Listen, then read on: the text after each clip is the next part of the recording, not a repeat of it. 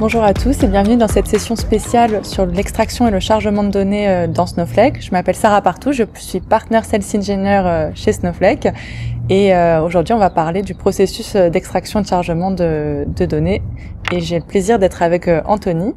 Bonjour Sarah, merci de m'accueillir pour cette session. Je suis Anthony Mindrin, ça fait 17 ans que je travaille dans la data, 12 ans que je suis chez KPC et 5 ans que j'ai commencé à travailler sur Snowflake. KPC est un cabinet de conseil en data et en digital.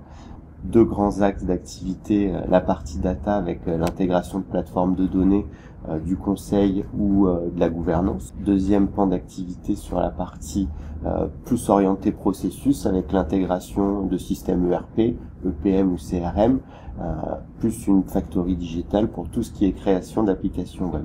Pour ma part, je m'occupe chez KPC de la partie data platform.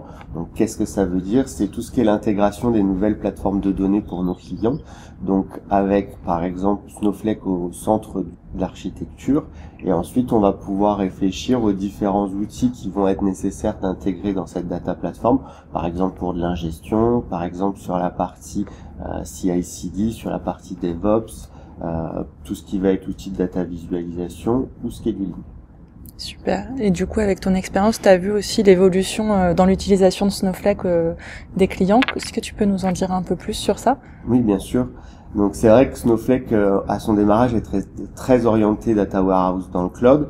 Puis, la plateforme a énormément évolué et a intégré plein de nouvelles fonctionnalités, dont des capacités pour l'ingestion, où après, on va retrouver tout ce qui est capacité pour faire de la data science, de la Gen AI, du LLM, plus la partie partage de données avec le data sharing.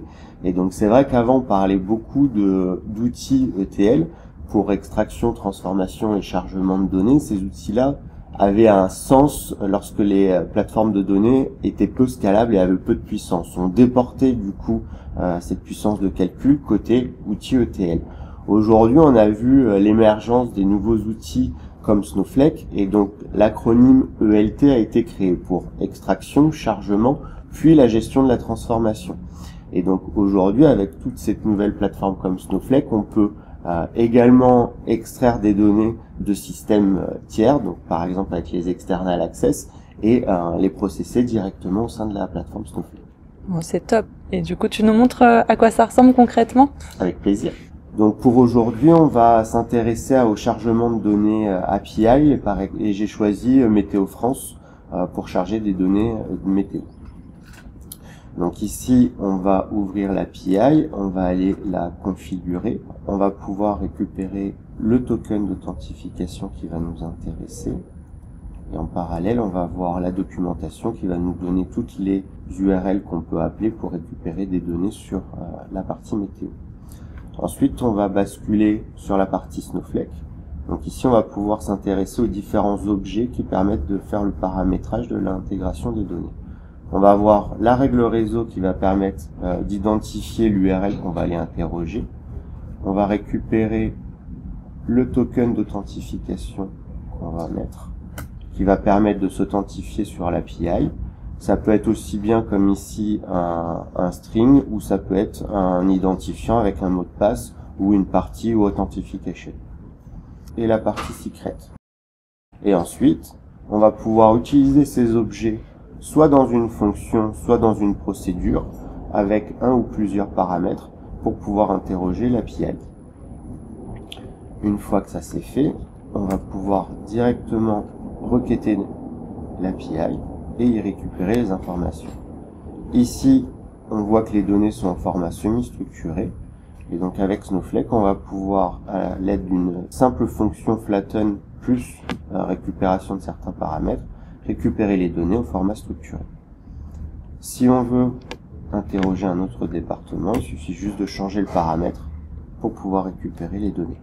Donc super, tu nous as montré le déroulement d'un chargement API, mais est-ce que c'est possible de se connecter avec des bases de données? Oui, bien sûr. On va pouvoir utiliser aussi bien des bases de données que des API. Sur la partie base de données, on va pouvoir utiliser tous les connecteurs disponibles dans Anaconda, ou après, si le connecteur n'existe pas, on va pouvoir importer la librairie sur une stage Snowflake et l'utiliser. Après, ce qui va être intéressant, c'est de packager tous ces outils-là dans une application Streamlit pour pouvoir paramétrer tout ce qu'on va avoir besoin d'utiliser. Donc, par exemple, pour la partie base de données, ça va être les tables ou le scheduling, et on va pouvoir packager tout ça dans une application. Et concrètement, quel est l'intérêt pour les clients? Dans une approche orientée code, ça va permettre aux clients d'intégrer directement la fonctionnalité dans l'architecture existante avec Snowflake, ou alors d'en maîtriser toute la production de l'intelligence. Une question qui me vient naturellement, qu'en est-il du pricing, du licensing Donc, avec Snowflake, tout est inclus dans la plateforme, donc il n'y a pas de licensing supplémentaire, il suffit juste d'utiliser la fonctionnalité. Et pour l'orchestration, comment ça se passe? Donc là, on va pouvoir soit utiliser la partie orchestrateur de Snowflake avec des tâches, ou alors utiliser celui déjà présent au sein de l'entreprise, comme par exemple Airflow.